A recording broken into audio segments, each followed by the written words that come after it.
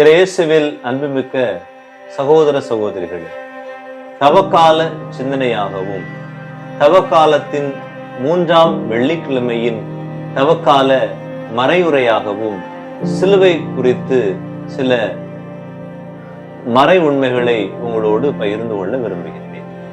இந்த நாளுடைய மைய சிந்தனையாக சிலுவையின் நிலைகள் என்ற சிந்தனையில் உங்களோடு சில வார்த்தைகள் பேச விரும்புகின்றேன். இந்த சிலுவையின் நிலைகள் என்ற மைய சிந்தனையில் அதை 3 நிலைகளில் நாம் பார்க்கிறோம். ஒன்று, கட்டாயப்படுத்தி திணிக்கப்பட்ட சிலுவை. இரண்டாவதாக நிந்திக்கப்பட்ட சிலுவை.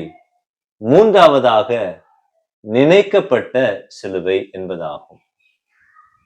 முதலாவதாக திணிக்கப்பட்ட சிலுவை என்பதை மார்க்கு நற்செய்தி அதிகாரம் 15 இறைவார்த்தைகள் 20 மற்றும் 21 அவரை ஏளனம் செய்த பின்பு செந்நிற ஆடையை கழற்றிவிட்டு அவருடைய ஆடைகளை அணிவித்து அவரை சிலுவையில் அறைவதற்காக வெளியே கூட்டிச் சென்றனர்.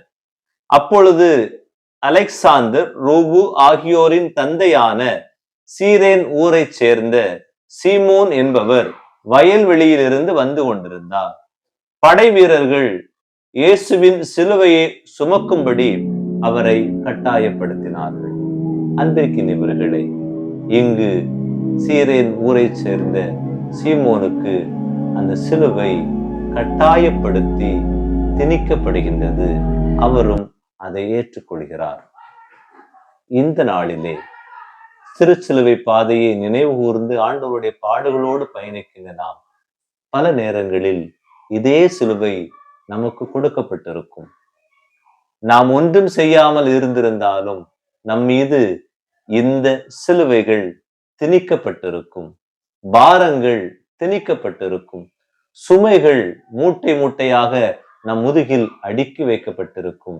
நாம் விருப்பம் இல்லை என்றாலும் கூட இயேசுவுக்காக அவற்றை சுமந்து செல்ல பயணிக்க இந்த சிந்தனை நம்மை அழைக்கிறது.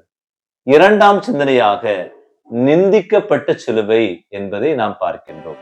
அதாவது மத்தேயு நற்செய்தி அதிகாரம் 27 இறைவார்த்தைகள் 39, 40 ஆகியவற்றில் அவ்வழியே சென்றவர்கள் தங்கள் தலைகளை அசைத்து, கோவிலை இடித்து 3 நாளில் கட்டி எழுப்புகிறவனே, உன்னையே விடுவித்துக்கொள், நீ இறைமகன் என்றால் சிலுவையிலிருந்து இறங்கி வா என்று அவரை பழித்துரைத்தார்கள். மத்தேயு நற்செய்தி 27, 41, 42 அந்த இறை வார்த்தைகளிலும் தலைமை குருக்கள், மறைநூல் அறிஞர்களுடன் மூப்பர்களுடன் சேர்ந்து அவரை ஏளனம் செய்தார்கள் என்று சொல்லப்படுகிறது. அன்பிற்கினியவர்களே, இந்த உலகில் சிலுவையை சுமக்கின்ற மனிதர்கள் ஏளனம் செய்யப்படுவார்கள், நிந்திக்கப்படுவார்கள், பழிவாங்கப்படுவார்கள், பரிகாசம் செய்யப்படுவார்கள். எனவே இந்த உலகில் நாம் சுமக்கின்ற சுமைகளை பல நேரங்களில் இந்த உலகு பரிகசித்து பேசும், பழித்துரைத்து பேசும், பழிவாங்கும் எண்ணத்தோடு பேசும். ஆனால் அந்த சிலுவைகளை நாம் சுமந்து இயேசுவோடு இந்த நாளில் பயணிக்க அழைக்கிறது. மூன்றாவதாக நினைக்கப்பட்ட சிலுவை. லூக்கா நற்செய்தி அதிகாரம் 23 இறைவார்த்தை 40, 43 மற்றவன் அவனை கடிந்து கொண்டு, கடவுளுக்கு நீ அஞ்சுவதில்லையா? நீயும் அதே தீர்ப்புக்குத்தானே உள்ளாகி இருக்கிறாய். நாம் தண்டிக்கப்படுவது முறையே, நாம் செயல்களுக்கு ஏற்ற தண்டனையை நாம் பெறுகிறோம். இவர் ஒரு குற்றமும் செய்யவில்லையே என்று பதில் உரைத்தான்.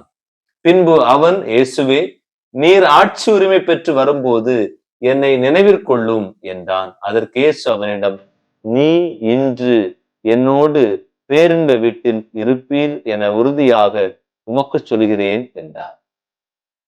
சிலுவை மரத்திலே சிலுவையில் அறையப்பட்ட அந்த மனிதர்களுடைய ஏளன பேச்சின் மத்தியில் ஒருவன் மட்டும் அந்த சிலுவையில் அறையப்பட்ட இயேசுவையையும் சிலுவையையும் நினைத்து பார்க்கின்றான். அவருக்கு ஆதரவாக பேசுகின்றான், அன்பொழுக பேசுகின்றான். நான் உம்மோடு இருக்கிறேன், நீர் எம்மோடு இரும் என்று அவன் அந்த சிலுவையை நினைத்தபடியால் அவனுக்கு நித்திய பேரின்ப வீடு கிடைத்தது. அவருக்கு விண்ணகம் உறுதி செய்யப்பட்டது மண்ணகத்திலே. அன்பிற்கினியவர்களே, இந்த உலகில் நாமும் பல நேரங்களிலே நம்மோடு வாழுகின்ற மனிதர்கள் சுமக்கின்ற அந்த சிலுவைகளில் நாம் அவர்களுடைய சிலுவைகளை நினைத்து நினைத்து நாம் உதவி செய்ய வேண்டும், நாம் உறவு பாராட்ட வேண்டும். எனவே இந்த நாளில் நாம் எப்படிப்பட்ட சிலுவைகளை சுமக்கிறோம் என்று சிந்தித்த நாம் அதே நேரத்தில் எப்படிப்பட்ட சிலுவைகளை பிறருக்கு கொடுக்கின்றீர்கள்? உண்மையிலேயே நீங்களும் அந்த சீரேன் ஊரைச் சேர்ந்த சீமோனை போல கட்டாயத்தோடு பிற மனிதர்களுடைய சுமைகளில், வேதனைகளில், கண்ணீர் கவலைகளில் உதவுகின்றீர்களா? உண்மையிலேயே பிற மனிதர்கள் உங்கள் கண்களுக்கு முன்பாக கண்ணீர் சிந்தி கதறி அழுது புலம்புகின்ற போது நாம் பழித்து நிந்தித்து அவர்களை பழிவாங்குகின்ற இரக்கமற்ற மிருகங்களாக நாம் வாழ்கின்றோமா? அல்லது நினைக்கப்பட்ட சிலுவையைப் போல, ஆண்டவரே நீர் என்னை நினைவுகூரும் என்று சொல்லி நம் சிலுவைகளோடு பிற மனிதர்களுடைய சிலுவை கஷ்டங்கள், துன்ப துயரங்களை நினைத்து பார்த்து அவர்களுக்காக ஜெபிக்கின்றோமா? பதில் உங்களது உள்ளத்திலும் உங்களது செயல்களிலும். ஜெபிப்போம். அன்பு இறைவா, உமது பிள்ளைகளாக எங்கள் ஒவ்வொருவருக்கும் உமது இறை இரக்கத்தை தந்து எங்களை பாதுகாத்தருளும். நாங்கள் உமது சிலுவையின் நிலைகளை உணர்ந்து நாம் நினைக்கப்படுகின்ற சிலுவையால் நினைக்கப்பட்டு உதவி செய்கின்ற மனிதர்களால் வாழ அருள்தாரும். ஆமென்.